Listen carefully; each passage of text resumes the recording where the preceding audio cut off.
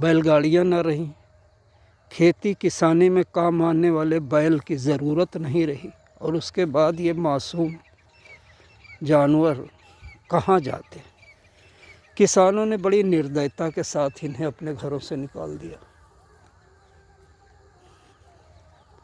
और ये बच्चे, इन्होंने एक फौज बना ली। इस वक्त तो सुबह है और देखिए एक सांडों का एक बड़ा झुंड यहाँ मौजूद।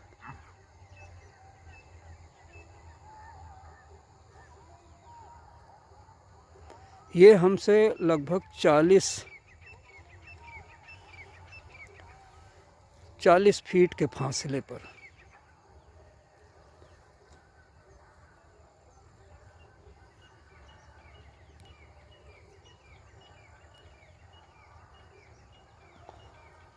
खाकर पेट भर कर ये पुआल पर बैठे हुए हैं, कटी हुई फसल पर।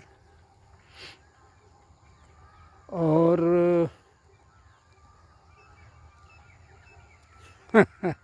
सुबह उठकर इधर आने का क्या बताएं, दया तो आती है। ये जिस खेत में खड़े होकर ये चर रहे हैं, ये हमारे ससुराल वालों का है। क्या करें, इनकी अपनी दिक्कत है, हमने इन्हें ठुकराया हुआ है। ये हमारे ही बीच में रहते रहे।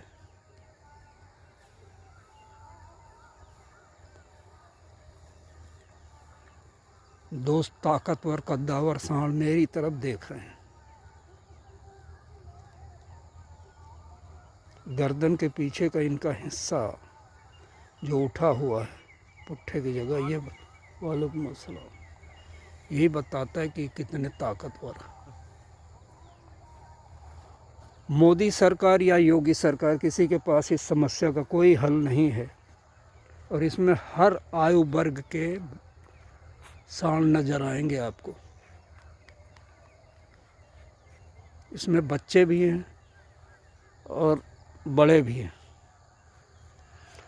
और किसानों की इस समस्या के लिए न इसका हल किसान के पास है, न सरकार के पास है, और न प्रकृति के पास है। ये बढ़ रहे हैं और इन्हीं के साथ ही साथ समस्याएं बढ़ रही हैं। अब जो फसलों को ये खाते हैं, किसी ने कल मुझसे बताया कि खेतों में जो किसान कंटीले तार लगाने लगे, उस पर भी रोक लगने की तैयारी शायद हो रही है। तो आगे इंसान और ये मासूम जानवर किस तरह एक साथ रह पाएंगे, क्योंकि दोनों इसमें फसलें जाएंगी। और इनके साथ अगर कुछ किया जाता है तो इनके वंश पर असर पड़ता है। इनको मारा नहीं जा सकता, खदेड़ा नहीं जा सकता। ये अपना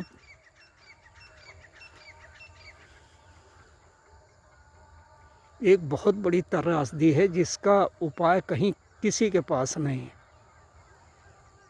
अब ये खाकर दिन भर जाकर थाने के आसपास कहीं बैठेंगे। कहीं न कहीं इनको भी पता है कि सुरक्षा कहाँ मिल सकती है।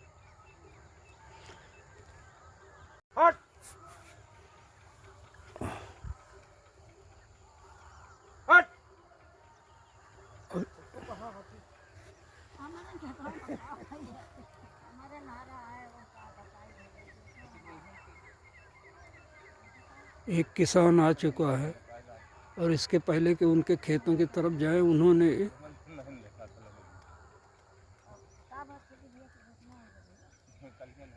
इनको डांटना शुरू किया। ये हमलावर नहीं होते, ये समझदार हैं, बहुत समझते हैं। और इनमें से एक बड़ी तादाद उधर अगले खेतों की तरफ बढ़ रही है।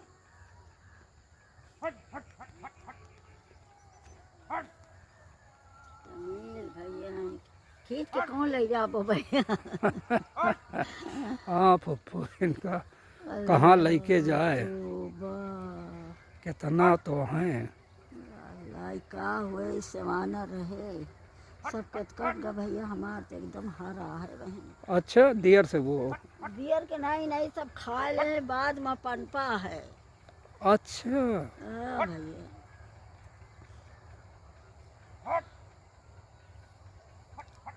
या अल्लाह तुम करो।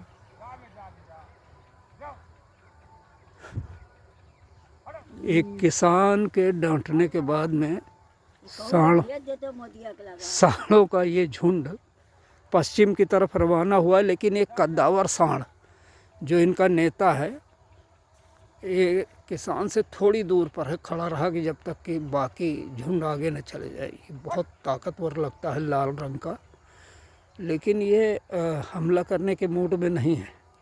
किसान और उसके बीच की दूरी बहुत कम हो चुकी है, बट वो धीरे धीरे मस्ती के साथ सड़क की तरफ, वो चक्रोट की तरफ जा रहा है कि, और अब पूरा झुंड देख सकते हैं।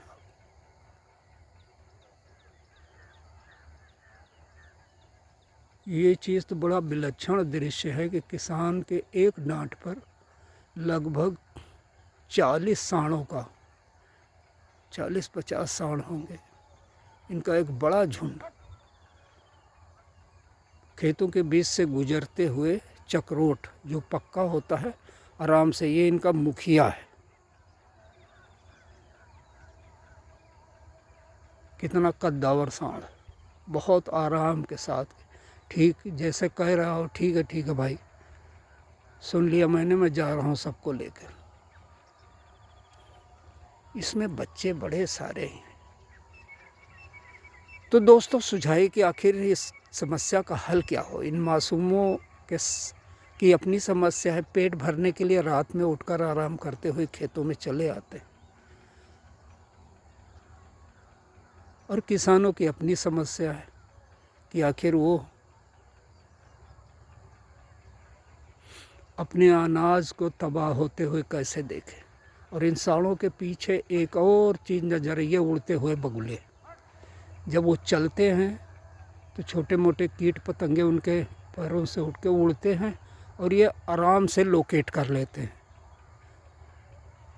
तो पशु पक्षी दोनों एक दूसरे के करीब हैं, लेकिन इंसान कैसे इनके करीब जाए, किस तरह इनको समझाए, अब यही समस्या है दुरंत। कितना खूबसूरत नज़ारा है।